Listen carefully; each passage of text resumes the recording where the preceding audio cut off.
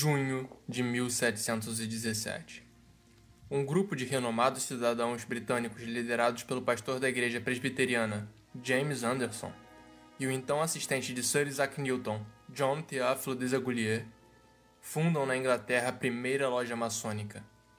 E de lá começam a exportar seus ideais revolucionários não só para a nobreza e membros da alta cúpula britânica, como para o resto do mundo. A aproximação do povo britânico com o povo português através da milenar aliança anglo-portuguesa ou luso-britânica fortaleceu os laços comerciais, diplomáticos e militares entre Inglaterra e Portugal, facilitando assim a propagação da maçonaria nas terras portuguesas. Há apenas uma década depois da primeira grande loja maçônica ter sido inaugurada em Londres, já é relatado a existência da primeira loja maçônica de Lisboa, fundada por mercadores ingleses sob o nome de Os Mercadores Heréticos. E em 1733 se tem notícia de mais uma loja maçônica sendo fundada em Portugal. Dessa vez pelo britânico George Gordon, sob o nome de Casa Real dos Pedreiros Livres da Lusitânia. E essa se torna o centro maçônico de Portugal, respondendo diretamente às diretrizes e ordens da Grande Loja de Londres. Em 1738, a presença da maçonaria já não mais poderia ser ignorada, levando o Papa Clemente a escrever a bula In Eminente Apostolato Speculatae, proibindo católicos de participarem de seitas maçônicas sob pena de excomunhão. Mas a bula condenatória do Papa Clemente não impede John Custos, um famoso mercador de diamantes e protestante suíço, de fundar a terceira loja maçônica, e talvez a mais importante de toda Portugal. Acredita-se que os primeiros nobres portugueses a aderirem à seita maçônica pertenciam a essa loja. Com a propagação da maçonaria por toda a Europa católica, a imperatriz Maria Teresa da Áustria, bisavó da primeira imperatriz do Brasil, Dona Leopoldina, acatando as vontades do Papa, patrocinava inquisidores para perseguir e coletar informações sobre a maçonaria, pois acreditava-se que as lojas maçônicas eram antros de espionagem protestante e britânica. E graças à pressão exercida pela bisavó de nossa primeira imperatriz, Custos foi detido junto a outros maçons famosos, como Moulton, Brulé, Richard e Boulanger, todos julgados pelo Tribunal do Santo Ofício, onde Custos afirmou que possuíam a intenção de vir ao Brasil fundar a primeira loja maçônica brasileira. Seus planos foram frustrados pela bisavó de Dona Leopoldina. E então, Custos foi condenado a pena de 5 anos de trabalhos forçados. Mas por intervenção britânica do embaixador Lord Charles Compton, que estava sob ordem direta do rei George II da Inglaterra, foi emitido ao rei de Portugal João V o desejo pessoal do rei George da Inglaterra para que o maçom Custos fosse liberto e mandado à Inglaterra no lugar de cumprir sua pena. E assim foi feito. E em um ato de clara submissão aos interesses ingleses e ao rei da Inglaterra, o rei de Portugal permite que John Custos saia em liberdade. Custos viria zombar da Igreja Católica, da Inquisição e de Portugal mais uma vez através de seu livro. Seu livro, chamado O Incomparável Sofrimento de John Custos, narra por completo sua trajetória durante o processo inquisitivo, sempre zombando dos católicos e enaltecendo a figura do rei George, seu libertador. Em 1751, surge uma nova condenação de um novo papa contra a maçonaria. Bento XIV emite a bula Providas Romanorum, reafirmando as condenações da bula de Clemente e intensificando os esforços inquisitoriais contra as ações da seita. A Europa católica parecia ser livre da maçonaria. Portugal podia respirar tranquilamente desde a tradição de Custos, e o reino de Portugal permanecia com as estritas proibições em relação à seita, graças ao esforço da imperatriz Maria Teresa da Áustria e da Igreja Católica. Mas erram aqueles que acreditam que a paz duraria para sempre em Portugal.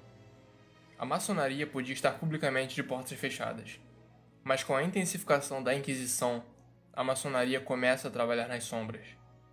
E Portugal logo iria aprender que o silêncio sempre precede a tempestade.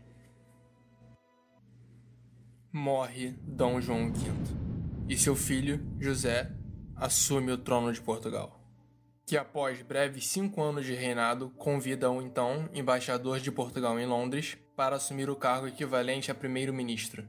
Seu nome era Sebastião José de Carvalho e Melo, historicamente conhecido como Marquês de Pombal. O então Marquês de Pombal reestruturou Portugal, reformando o exército, marinha e políticas internas com punho de ferro. Em 1760, a maçonaria já não era mais perseguida por nenhuma autoridade portuguesa. Durante o governo de Pombal e reinado de José I, nenhum tipo de coerção contra a maçonaria foi feita. Do contrário, a maçonaria ganhou forças e, devido às reformas, muitos maçons foram incluídos no exército e marinha. Durante as reformas, Pombal convidou o conde alemão Schaumburg de Lippe para comandar e reorganizar o exército inteiro. Conde Schaumburg era maçom e protestante. Com essas reformas, inúmeros oficiais portugueses do exército e marinha começaram a aderir à seita maçônica, que voltou a se popularizar entre a nobreza. Durante esse período, Pombal possuía apoio suficiente para assumir o maior dos ataques contra a Igreja Católica. Expulsou e confiscou os bens dos padres jesuítas, assim como fechou as universidades católicas de Portugal sem cerimônia alguma. E então, a Igreja Católica já não mais possuía papel na educação do povo português. Escolas seculares foram abertas no lugar e de 1750 até 1777, as políticas nacionais eram tomadas pela maçonaria. Até Maria I, mãe de Dom João VI e desafeto de Pombal, assumir o trono de Portugal, afastando Pombal de todas as suas funções. A censura de Dona Maria contra as raízes da maçonaria plantadas por Coustos e incentivadas pelo Marquês de Pombal sobreviveram nas sombras. O exército e marinha já estavam contaminados pelas reformas de Pombal, e graças à influência britânica exercida em Portugal, jamais poderiam se livrar completamente desse mal. Pombal pode ter sido afastado de seu cargo, mas Portugal jamais estaria livre do pombalismo, e seus filhos foram encarregados de levar sua tocha adiante como o Duque de Saldanha, que ainda viria a se tornar uma figura-chave para a história da maçonaria em Portugal e no Brasil. Em 1789, cai a Bastilha, e as chamas da Revolução Francesa se espalham não só pela França, como por toda a Europa. Através das guerras revolucionárias de 1792, o conflito chega à Península Ibérica e logo atinge Portugal. O Império Britânico, visando conter o avanço francês que já tinha tomado a Espanha, toma uma medida intervencionista na Península Ibérica. Em 14 de fevereiro de 1797, para segurar sua posição na Europa, o almirante britânico John Jervis é enviado para o auxílio de Portugal, derrotando assim a frota espanhola aliada aos revolucionários na Batalha de Cape St. Vincent, liberando por completo os portos portugueses, pondo em prática a aliança luso-britânica. No mesmo período acontece o desembarque do contingente militar expedicionário britânico em terras portuguesas. Essa medida ajudou não somente a Portugal a conter as tropas francesas, como também revitalizou o papel ativo da maçonaria em território luso. Dona Maria de Portugal nada podia fazer contra os britânicos, que inauguraram 4 novas lojas maçônicas em Lisboa, todas elas fundadas por oficiais militares britânicos e portugueses. Como diz o historiador português José Maria Latino Coelho, que testemunhou tais feitos e os publicou em seu livro. A Revolução Francesa pode ser considerado o iluminismo maçônico em Portugal. Sob influência dos britânicos, em 1801 acontece um enorme encontro maçônico em um lugar chamado Calvário, e lá foi decidido um evento solene contendo cerca de 200 maçons que Portugal deveria ter a sua primeira loja maçônica independente. E então é fundado o Grande Oriente Lusitano. Com a fundação do Grande Oriente Lusitano e a independência da maçonaria portuguesa, os maçons passam a ter a obrigação de expandir a maçonaria por todas as colônias, e é nesse período que inauguram a primeira loja maçônica no Brasil. Em 1804, a maçonaria era algo tão trivial e comum na sociedade portuguesa que inúmeras lojas foram criadas para atender exclusivamente oficiais do exército, mercadores, industrialistas e famosos intelectuais literários como Ribeiro Sanches, Filinto Elísio e Domingos Vandelli. A maçonaria podia agir livremente mais uma vez em Portugal. Félix da Silva Vila Broteiro, o importante maçom português que antes precisou fugir da Santa Inquisição em Portugal, agora era agraciado pela Universidade de Coimbra, vindo a receber cargos pelo próprio Dom João VI. E em um ato de vingança e afronta contra a Rainha Maria I de Portugal e a Igreja Católica, Sebastião José de Sampaio de Melo foi eleito pelos maçons como o primeiro grande mestre de Portugal. E a maçonaria lusitana passa a usufruir de uma relativa paz.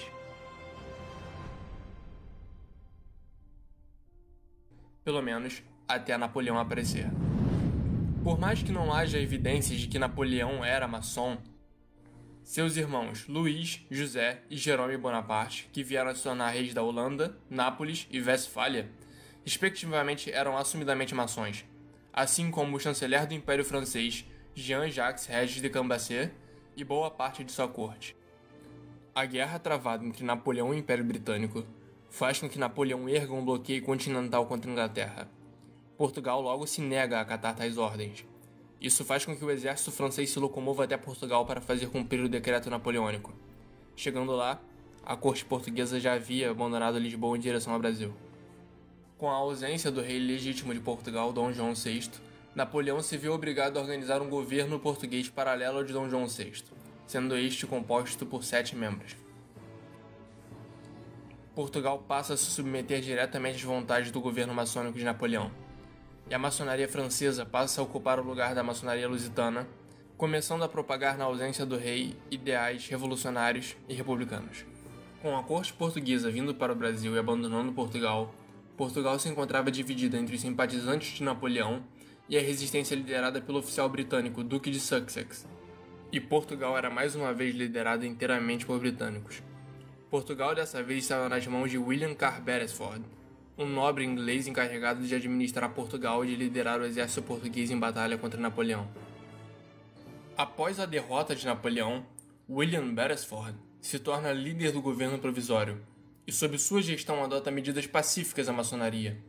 Em 1812 já existiam 13 centros maçônicos somente em Lisboa, sendo o mais ativo a de nome Regeneração e Virtude. Segundo o historiador Borges de Grainha, José Andrade Camões, capitão de infantaria do exército luso, foi iniciado lá.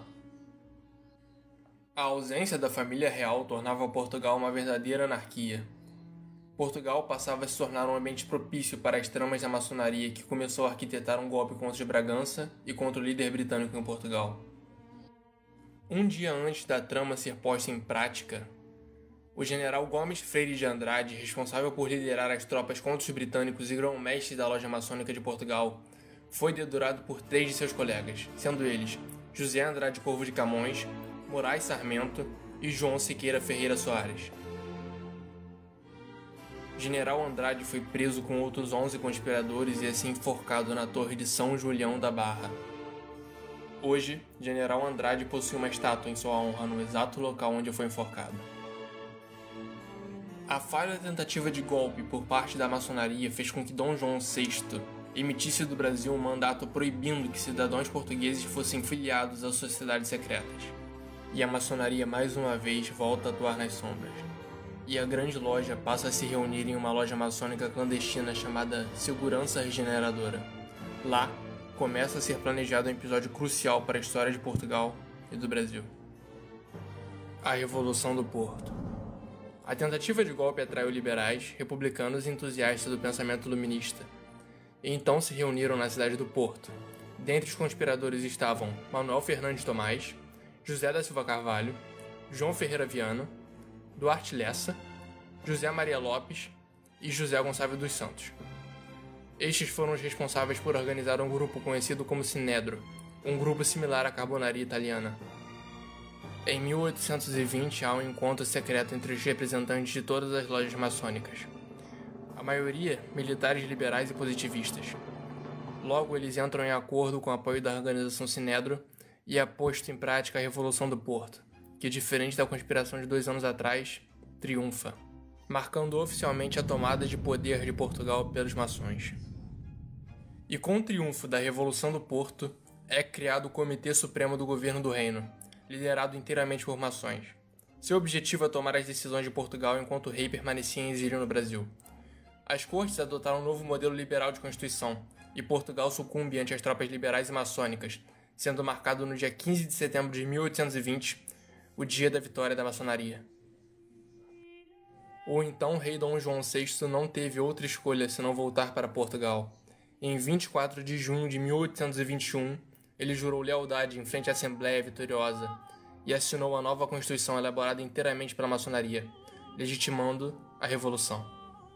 Assim como também sancionou a medida tomada pela Assembleia de reduzir o Brasil mais uma vez ao Estado colonial, acabando com a soberania brasileira e fazendo com que o Brasil só possa vir a negociar com Portugal e ninguém mais. Essa medida desencadeou o processo de independência e formação do Império do Brasil. Mas os autores do bem-sucedido golpe, João Maria Soares Castelo Branco e Agostinho José Freire, foram surpreendidos pela resistência de Dom Miguel, que com o apoio político de Carlota Joaquina formulou um contragolpe, expulsando momentaneamente os liberais da corte. Dom Miguel então retira os direitos de primogênito de seu irmão Dom Pedro I, que a essa altura já era imperador do Brasil, colocando-se como herdeiro da coroa de Portugal e recebendo a alcunha de O Usurpador. A maçonaria mais uma vez parecia ter sido derrotada em Portugal, mas a prole de um enorme fantasma viria a atormentar o reinado de Dom Miguel. Pombal, mesmo morto, restabelece o reinado da maçonaria através de seu neto, Duque de Saldanha. Duque de Saldanha, neto do Marquês de Pombal, se reúne com os oficiais militares maçons e liberais em Azores e reorganiza um exército no intuito de acabar com o absolutismo de Dom Miguel. As tropas de Duque de Saldanha desembarcam em Algarves e logo partem em direção à capital Lisboa, capturando-a em 24 de agosto de 1833. Poucos dias depois, desembarca Dom Pedro I, dessa vez como Dom Pedro IV, filho de Dom João VI. As tropas de Duque de Saldanha triunfam, e mais uma vez o liberalismo e a maçonaria tomam posse do governo de Portugal. Foi estabelecida uma monarquia constitucional parlamentarista, e os dois líderes da maçonaria em Lusitânia, José da Silva Carvalho e o Duque de Saldanha, foram considerados heróis, e estátuas foram erguidas e praças foram nomeadas em Lisboa em suas homenagens. A maçonaria já não possuía opositores, e agora podia governar livremente através do parlamento. Dom Pedro IV de Portugal, ou Dom Pedro I do Brasil, vem a falecer em 1834, devolvendo o trono para sua filha. Em 17 de maio de 1848, é fundada uma unidade de propaganda republicana, pelos maçons Antônio de Oliveira Marreca, Antônio Rodrigues Sampaio, José Estevão de Magalhães, com o nome de Comissão Revolucionária de Lisboa. E então a maçonaria começou a financiar jornais de cunho democrático e republicano, como o Jornal Futuro, Políticas Liberais e República, fundadas por Antero de Quental e Eça de Queiroz. O assassinato do rei. Em 1908, o rei Carlos I é assassinado junto de seu filho e príncipe regente de Portugal, Dom Luís Filipe. O assassinato foi orquestrado pelo Partido Republicano através da Carbonaria, um ramo militar da maçonaria famoso por ter cometido atentados terroristas na Itália durante a Guerra de Unificação Italiana. Manuel II assume o trono português e reina apenas por 2 anos. Em 4 de outubro se inicia outra Revolução Liberal, e em 5 de outubro a residência oficial do rei é bombardeada. O monarca decide ir ao porto oferecer resistência à revolução, mas os oficiais a bordo o raptam e levam junto de sua família para Gibraltar. Ao chegarem lá, recebem a notícia de que a cidade do Porto também havia aderido à revolução. A família real portuguesa parte então para o Reino Unido, onde são recebidos pessoalmente pelo Jorge V na Inglaterra, onde vivem em exílio até o final de suas vidas. E assim, seguindo os mesmos passos do Brasil, através das mãos da maçonaria, se acaba a monarquia portuguesa e se inicia o período republicano, batizado com violentas perseguições aos conservadores, tradicionalistas, fiéis católicos, clero e qualquer um que se opunha aos ideais liberais da época.